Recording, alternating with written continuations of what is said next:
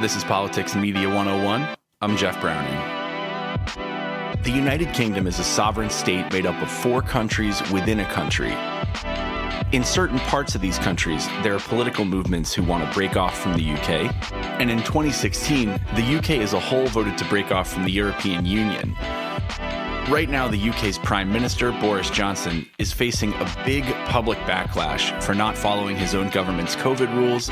And all of this makes for a very interesting internal political moment in a country whose legacy stretches across centuries and across the globe. Tom McTague is the ultimate insider. He's a London-based writer for The Atlantic. He knows the UK's history, politics, and players better than almost anyone else. We talked to him about what all of these issues mean at this unique point in British history. As a quick reminder, all of our events are taped 100% live. Anyone who wants to can join to ask our guests a question. For a schedule of live events, as well as past episodes, and a chance to sign up for our very special newsletter where you'll get our weekly best of delivered directly to your inbox, please visit our website, pm101.live. Our next episode coming out this Wednesday will feature Eric Topol, who's a doctor, a professor of molecular medicine, and one of the most prolific scientists on Twitter, about the real truth of the coronavirus, how our policy responses have fallen short, and how we can fix them in the future. If you're listening on your phone, go ahead and hit the subscribe button to make sure you don't miss out. Without any further ado, let's roll the tape. It's quite easy for us to imagine Donald Trump or Emmanuel Macron doing something like this, having a garden party or a series of garden parties during the lockdown, and it going almost unnoticed, it going forgotten by the end of the week. But in Britain, this is the biggest scandal that has yet seemed to hit a man like Boris Johnson, who has had so many, the children that he's had outside of his marriages, disparaging comments that he's made towards minority groups, his record of untruthfulness in many of his public comments. There's something that's so sticky about this. Can you maybe tell us, Tom, about why this story seems to matter so much? It's a combination of things. First of all, I think, you're still in the hangover from Brexit and the real bitter kind of divisions in the country over that, where you just have a very large group of people, rather like the US, who are vehemently opposed to Boris Johnson. They just think he's a terrible person, a charlatan, a liar, who has got his power through false or unfair means, and they cannot forgive him for that. But the reason this is particularly difficult for Boris is that that sense that he has behaved badly is not just shared among those who disliked him before, but it's much bigger than that. And there is a fury, and it's because of the charge of hypocrisy, as you say, this sense that Boris Johnson told us all to make these sacrifices, and by and large, just like in the US and elsewhere in the world, millions of people did. And the stories that you're starting to hear about what people did on the days of these various parties that were apparently going on in Number 10 are really quite harrowing. People who couldn't go and see their daughter when she was dying in hospital because of the restrictions at the time. You couldn't go and see people in care homes, and funerals were limited in number.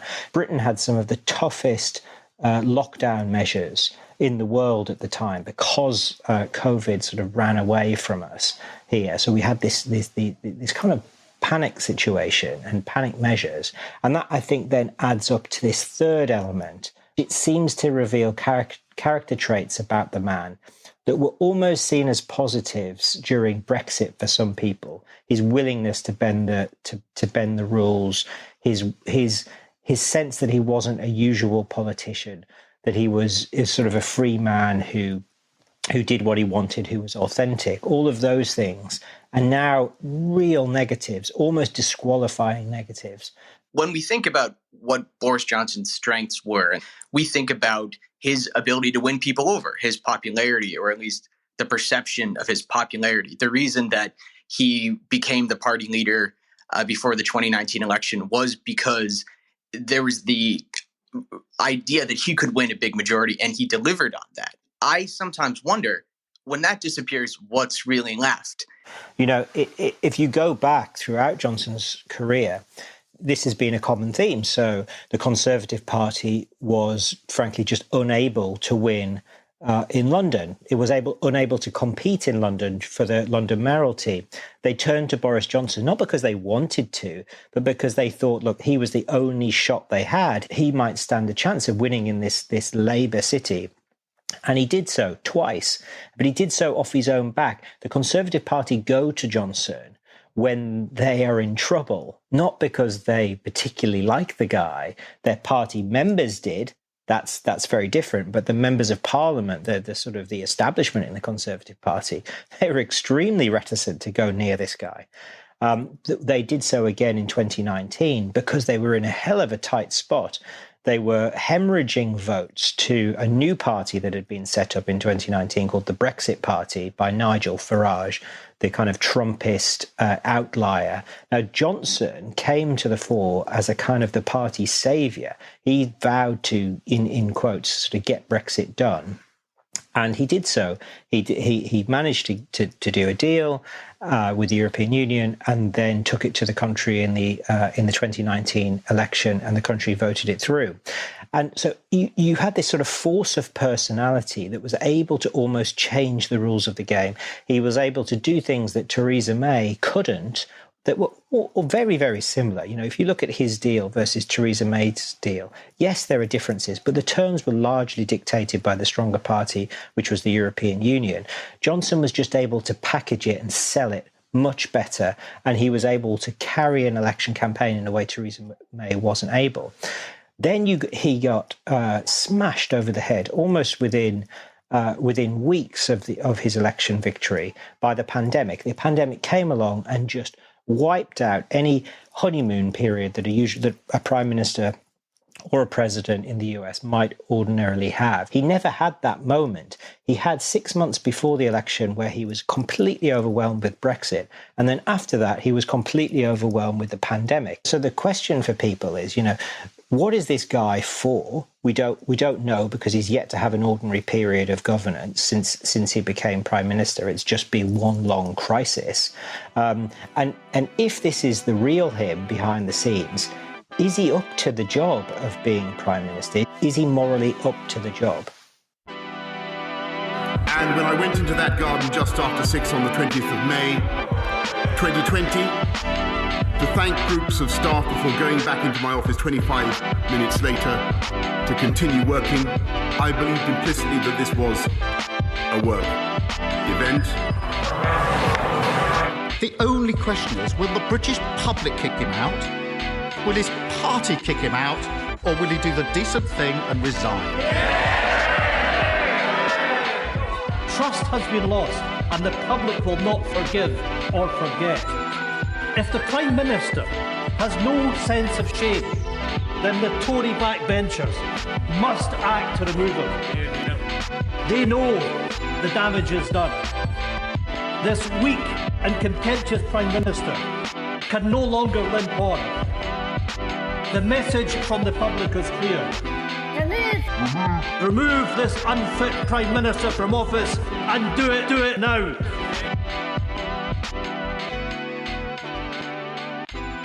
So right now, we're all looking at the Parliamentary Party and trying to understand what they might do and where his standing is. What I'm wondering is, in your work and your conversations with people in Westminster, do you have any information to share with us? Anything that you found out about the standing of the Prime Minister among the Parliamentary Party? What I can tell you is that even members of Parliament themselves change their mind, and have changed their mind almost daily over the last few weeks. You know, I spoke to one who went away for Christmas extremely down and convinced that Johnson had to go. He came back, he told me, thinking, actually, there isn't anybody better. Or he sort of put it like, there isn't another candidate who's any good out there. So we're sort of stuck with this guy. And then I spoke to him a couple of days later, after another round of revelations about various parties. And he said, I think that's it. I think he's got to go. It was almost daily. I think right now he's likely to survive for at least a week or two until we get this official report that has been commissioned by Johnson. So he's asked a very senior official, a sort of neutral government official, civil servant, to look at exactly what happened. Now, this is a kind of classic government wheeze in a way in Britain to try to just get through an immediate crisis. It gives them an answer when they're asked what are they doing about it. They can just say, we're establishing the facts, wait until the report comes out. And when the report comes out and it doesn't blame Johnson directly or say he himself broke the law or the rules at the time, then they will try to use this to get through it. Over the weekend, there were lots of reports, credible reports, that Johnson's kind of survival instinct here is to get through the report and then to really go through it with a blizzard of populist policy announcements that will be popular with the Conservative Party grassroots, the public, and with Conservative MPs as well. Things like getting the military to patrol Britain's sea borders to stop illegal immigration. There is really quite a bit of time, isn't there? Because the next general election isn't scheduled for 2.5 years. So they need to be thinking very long term here too, don't they? Whether or not they decide to stick with Boris Johnson. That's absolutely right. And the Conservative Party will be weighing up lots of things when they're considering this. So yes, they have 2.5 years or so until the next election. They have to figure out various moments along the way. So there are an important set of elections coming up in counties in May, I think it is, and that will be a barometer of how the country's feeling. The Conservative Party is almost certain to get a kicking, so that's one thing that he has to consider. And then there are other things. There is a report into the government's handling of the pandemic. Some people have said, well, look, let Boris Johnson take the hit on that. Britain hasn't done particularly well in certainly in terms of death count and sort of raw numbers, raw metrics like that. It's done quite well on vaccines. But fundamentally, look, prime ministers don't often get dragged from power. It takes quite a move by a parliamentary party to remove a prime minister like that. It has happened, though. It happened with Theresa May, and Boris Johnson was the beneficiary of that. In fact, he was one of the movers. So it has happened. And Margaret Thatcher, Britain's greatest post-war prime minister, or certainly the most, great in terms of the impact that she had, she was removed in 1990, 3 years after winning a majority bigger than the one Boris Johnson won in 2019. And she was removed by a number of reasons, but ultimately it was a combination of public disquiet, mass marches over a policy change that she was introducing, and then establishment disquiet. Now, that was the thing that took her down. It was the establishment in the Conservative Party that turned against her on the policy of Europe, would you believe? The great thing that has split the Tory party and got Boris Johnson into power. Tony Blair was eventually forced from power by political pressure from within inside the Labour Party. Gordon Brown was ousted because of a general election. So there are lots of ways, but it is a big move and it is open to Boris Johnson, and his feet are always going to be held to the fire by his party. This long-term picture is maybe a good opportunity to pivot to the other big topic that I'm hoping that we can discuss today, Tom. This question that you raised in this recent article, asking the question of whether the United Kingdom as a concept is becoming an anachronism, like the Kingdom of the Two Sicilies or the Austro-Hungarian Empire, that perhaps the United Kingdom will not persist as a unified entity in the future. And something that you touched on is the idea of a national concept that unites the country theoretically, and that the people of the country buy into. And I think that you touched on maybe the feeling that this is fading or missing in the UK. I've got a personal theory that maybe this has something to do with the gradual departure from the stage of the World War II generation. But I want to hear from you about what you think until now really has been that central concept that mattered to unify the country that maybe is missing or fading today. Well, I think your World War II point is a reasonable one. And the question about Britain's pride in its history is becoming political. Obviously, the empire as a unifying theme, something that was achieved entirely together. It came after the union of England and Scotland. It was very much a British empire rather than an English empire or a Scottish empire. You know, the Scottish administrators ruled all over the world, and even Ireland, in parts of Ireland, Dublin, got rich from the empire. But obviously that is extremely morally complicated now, and rather like sort of slavery in the US, a kind of original sin. People aren't proud of the empire in the way they might have been. So you're left with the Second World War as the main unifying British theme. To go beyond that, you're back into separate national histories of Scotland and Ireland and England and Wales. In the United States, you have a very clear national identity that everyone is American, and you have a structure that sits on top of all the different states.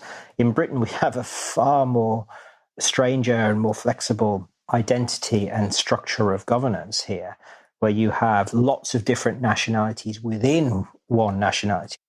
Britain as a nation exists, but so does the nation of England or the nation of Scotland or Wales or Ireland, for those people who feel Irish in Northern Ireland. It's a complicated state, and I don't think there is an obvious equivalent at the moment in other parts of Europe or other parts of the world where you have these dual nations. So I think it's a big question for the British state itself. How do you continue to be relevant in people's lives? You know, what is that unifying citizenship, bond of citizenship? It's quite difficult because you have the link between the citizen and the citizen's government either goes through Scotland, the Scottish Parliament, or it goes through the Welsh Parliament, or goes through the Northern Irish Parliament. And for England, it's a separate question together. So it's complicated, but I think you're starting to see people start to panic about this and to think you need to start building up that idea of Britain and the British institutions again. Before the 2014 Scottish independence referendum, I spent about 10 days driving around sort of the lower southeast of Scotland. And although there seemed to be a very loud bit of momentum pushing towards independence, and perhaps those that support independence were much more proud to proclaim their political position, there was indeed a majority of people in the country who did still want to remain part of the United Kingdom. And I wonder if perhaps that's still around. Do you think that there is a latent sense of Britishness that's harder to notice, but is still there? Yes, I absolutely I do. And I think to bring it back to Boris Johnson, actually, he said something to me when I profiled him, which was that the Remain campaign to remain in the European Union had lost, in his view, because it ran this campaign that became known as Project Fear, that was all about the economic costs of leaving, the kind of really pragmatic economic questions. And he said, you know, it just missed the point of politics, which is about connecting with people's emotions and their sense of belonging, their sense of hope, aspirations, all of those kind of things. And his view of the problem in Scotland is that the silent majority was bigger than 55% versus 45%, which was the margin of victory for staying in the United Kingdom. It was always thought of as bigger than that, but the Remain in the UK campaign, led by David Cameron and all the major political figures, again made the mistake of turning it into just a boring series of kind of lectures of this, don't be so stupid, Scotland, by voting to leave. You'll be poorer, you'll regret it, all of these kind of things, rather than don't do it because your identity as being part of Britain is a good thing. And you've got friends and family and connections across this whole island. You don't need to give that up to be Scottish. You can be Scottish and British, and you can be proud of both, and you can have the best of all worlds. So that kind of positive argument based on identity and shared identity and shared belonging and positivity, that's what he told me he thinks was missing, and what he hopes, if he ever gets the chance to make it the next campaign all about. The irony, of course, is he might be right in that sort of instinct, but he's one of the worst sort of front men for the union that there could be, in that he is just so loathed in Scotland as almost a kind of, a caricature of an Englishman who doesn't like Scotland or doesn't know anything about Scotland. A future where our own Parliament and our own government, accountable to the people of Scotland, are responsible for the decisions and the international partnerships that shape our direction and our destiny. A future where we continue to be an open, welcoming place to live, study and work, and a valued member of the European family of nations. Make no mistake, after tonight, that future is only open to us with independence.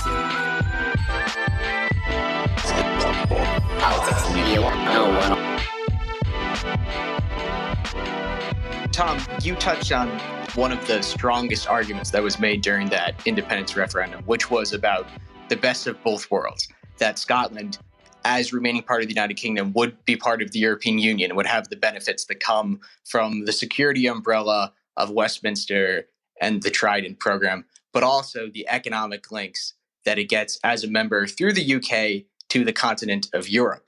And that argument has become much more difficult, hasn't it, Tom? Because now that the UK has left the European single market against the wishes of the voters in Scotland, if Scotland was hoping to drift away from the UK politically, they would have this very difficult choice about how to align themselves economically.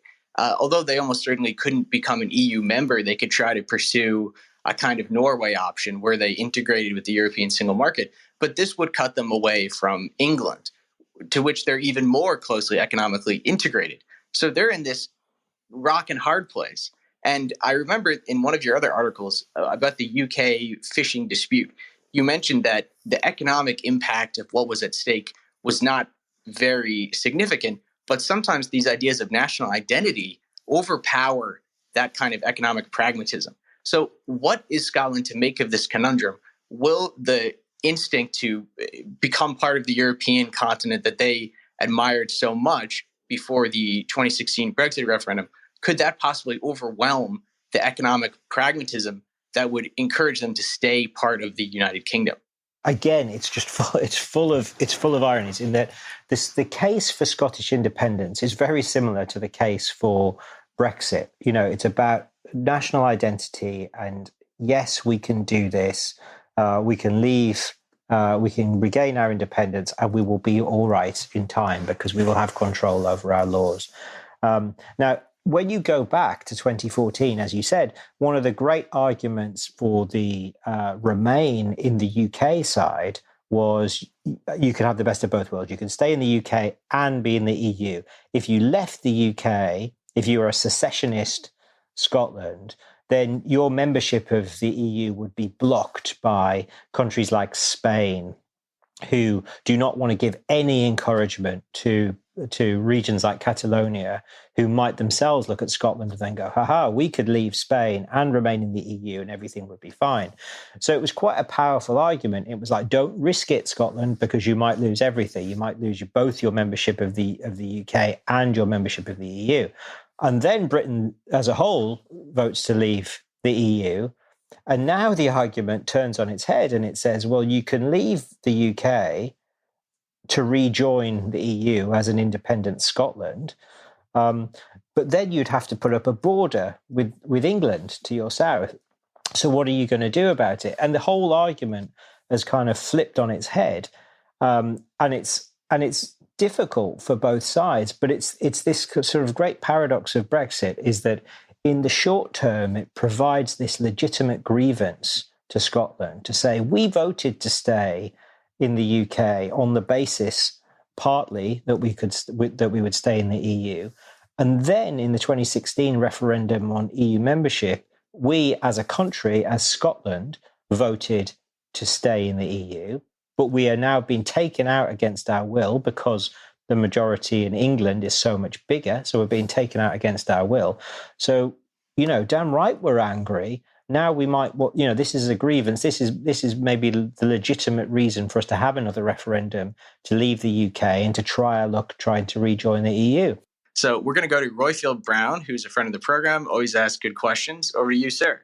Thank you, John. Why is it that the Conservative Party, whose official title is the Conservative and Union Party, are not more worried, are not more concerned, are not scared that existentially the very name of their party is about to be eroded by these moves for Scottish independence? It seems to me that they're incredibly laissez-faire. I know that Johnson has created himself as the Minister of the Union, but as you said, he's utterly loathed in Scotland, also in Wales, and he's seen as almost an anachronistic type of Englishman. Why is it that the Conservative Party aren't doing much more to shore up and to save the United Kingdom? Thanks for that. I don't think I quite appreciated it until recently. The sort of extent of the danger of just following the logic almost of this. You could see how you've got in the UK, you've got a Scottish Parliament, which was, used to be the Scottish Assembly, and then it became a Parliament. It's almost like even in the name, you can see the challenge to the authority of the UK Parliament. You've also got the Welsh Assembly, you've got the Northern Irish Assembly. So then the obvious question is, where's the English Assembly? Well, why don't you have a sort of federal structure like you have in the United States, where you have each of the constituent nations, they each have a parliament, and then sitting above them, you have a UK Parliament. And therein lies the danger of the Soviet Union's collapse, which collapsed not because in the end, because of the threat from secession from the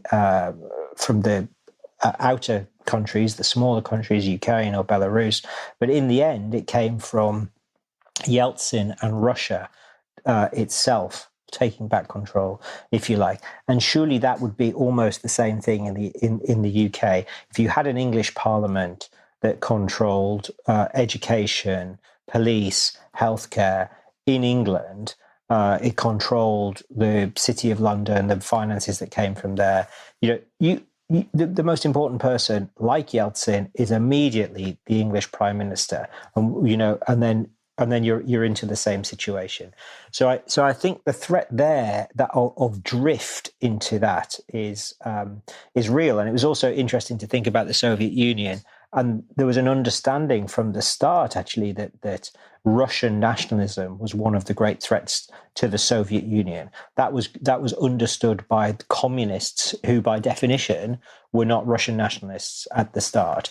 From Stalin and the rest, who was not from Russia.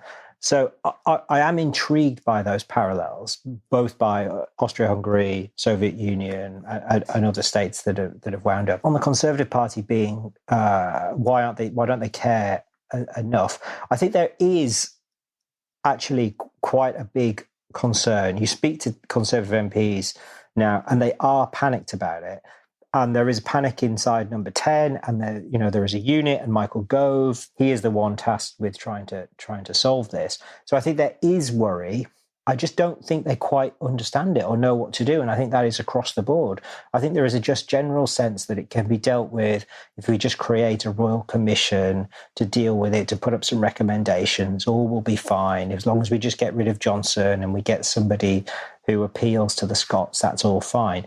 I don't think there is an understanding, not only in the Conservative Party but in the Labour Party as well, about the structural and sort of identity crisis at the heart of all this. Let's go to the next question. We're going to tap Marilyn. So, Marilyn, if you've got a question for Tom, we invite you to ask it. Thank you for that really interesting conversation. I've heard someone mention the empire and colonization, etc. Now, Barbados have been independent for over 50 years. However, they did remove the Queen as head of state. last year. So the Commonwealth is now more fractured. And I know that other countries within the Commonwealth, having watched Barbados, are kind of having conversations and discussions about whether or not they would do the same. But in terms of united, so that would be my question. From what you know of some of the ways that the British government have behaved, do they really care about a united anything? I think it entirely depends on who you speak to. In the Conservative Party, it's sometimes speaking to different wings or different people within the different wings of the Conservative Party or the government. You really do get the sense that it is a coalition of different parties. If we were in the Netherlands right now, the Conservative Party would be, probably about 5 different parties. The same with the Labour Party to some extent. It only exists. It continues to exist because of the setup. Our political electoral setup. And I do take your point about the Commonwealth as well. I think there's just a lot of confusion and a lack of understanding in Parliament. And this, I would say this across the board, not just in the Conservative Party, about exactly what it is that Britain is what Britain is and what it's trying to achieve globally. What is the Commonwealth? What does it use it for? What is the point of it? What does it mean to Britain in the 21st century? All of these questions. We're going to go next to Justin Higgins. Justin, over to you, sir. So, Tom, I'm going to ask you to answer this however you see fit. But I just heard you and John discussing potential disunity in the UK. The big elephant in the room is we have some disunity here in the United States, and there are serious questions about our form of politics moving forward. And then across Europe, in other areas, you see this disunity. So I guess I would ask you, do you see this as a global trend in the West? What do you see as the causes of this? And if it is a trend, how do you see us trying to instill shared sense of values again in these different nation states? Yeah, thanks for that. I do see it as a global trend. I spent a bit of time in the Midwest, actually, just before the pandemic struck, traveling from Indiana through Ohio over towards Pittsburgh. And really the piece that I was looking at that just got overwhelmed by events, which I may come back to in time, was really looking at the similarities between the Midwest in the US and the northeast of England, where I'm from, which has, deindustrialized and seen former Democrat strongholds and Labour strongholds turn into rock solid Republican and Conservative seats, and really asking the question, why is that? These two parts have similarities, but they are fundamentally very different places, with very different sort of ethnic makeup and background and even types of economy in which they're working, but the same kind of pattern has happened. You see similar trends in France, and you see similar trends in East Germany, the former East Germany. So I do see trends, and it goes beyond that as well. You see, obviously, the challenges to the state in Spain, Spain as well. So I think you see a lot of this. I think, though, you do have the differences, and you see the differences state by state. Compare the UK to Germany or France or the US. Let's take the US. It is effectively illegal to secede in the US. You literally had a civil war to establish that fact. I mean, I'm not sure whether that is the legal definition, or whether you would test that if Texas announced that it's seceding or not. But that is effectively the situation in the US. That is not the situation in the UK. And the US is more in line with most countries. I think in Germany, it's equally true that you can't secede. There's no way that France would allow a referendum on any part of its territory to secede. In Spain, they effectively locked up the leaders of the secessionist movement in Catalonia. They jailed them. They had warrants out for their arrest when they fled to I think they fled in the end to Brussels. Nobody really lifted a finger for these guys. They held their illegal referendum in Catalonia. In Britain, it's an entirely different situation where you have, in Northern Ireland, you have written into an international agreement, the Good Friday Agreement, the 1998 Belfast Agreement. You have the right in law that if they're a majority in Northern Ireland, alongside a majority in the Republic of Ireland, if they vote for Northern Ireland to leave the UK and join the Republic of Ireland, it happens immediately. And then Northern Ireland will then be part of the Republic of Ireland and go immediately into the EU. That's written down in two bits of international law. I can't think of another country where something similar is the case. And we allowed the referendum on Scottish independence, and there is no government ruling that says there won't be another one. So it's just a structurally more fragile country. So the tools that Britain has to use to try and rebuild the strength of the Union are very different. I think the only parallel that I can think of is Canada and the lessons that happen in Canada with Quebec's push for independence, which came extremely close, much closer than Scotland came. And from that position, they've managed to rebuild a sense of permanence in Canada. You have a different system in Canada, and I think those kind of lessons you're going to have to see applied in England. Overall, I think what you are looking at is a question of globalization, it seems to me. You've got a situation where the economies are fundamentally more global. You've got decisions that are taken in boardrooms in Tokyo or in California or Detroit, affecting workers in a French car factory or a car factory in the northeast of England where I'm from, the Nissan factory. Thousands and thousands of jobs are not being held by trade union workers in that town in the northeast of England, or even in Westminster.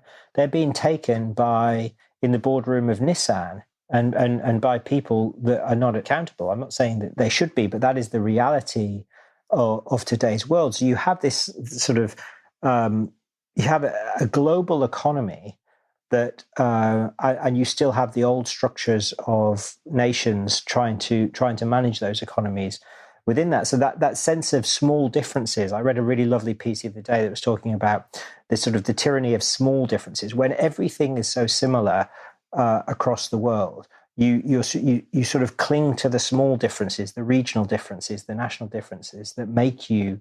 That give you some sense of control over your lives. What can you control? You can control the laws, the regulations, the fishing, the culture within your country, and you cling to that because you don't seem to have any power over anything else.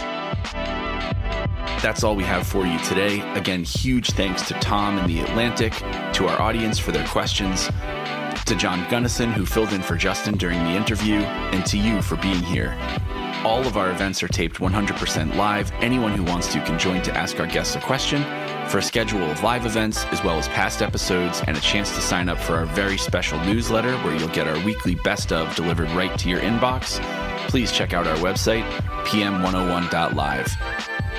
Our next episode coming out this Wednesday, again, will feature Eric Topol, a scientist, doctor, professor of molecular medicine, and prolific tweeter on the truth of the coronavirus, how our policy responses have fallen short, and how we can improve them in the future. If you're listening on your phone, go ahead and hit the subscribe button and make sure you don't miss out.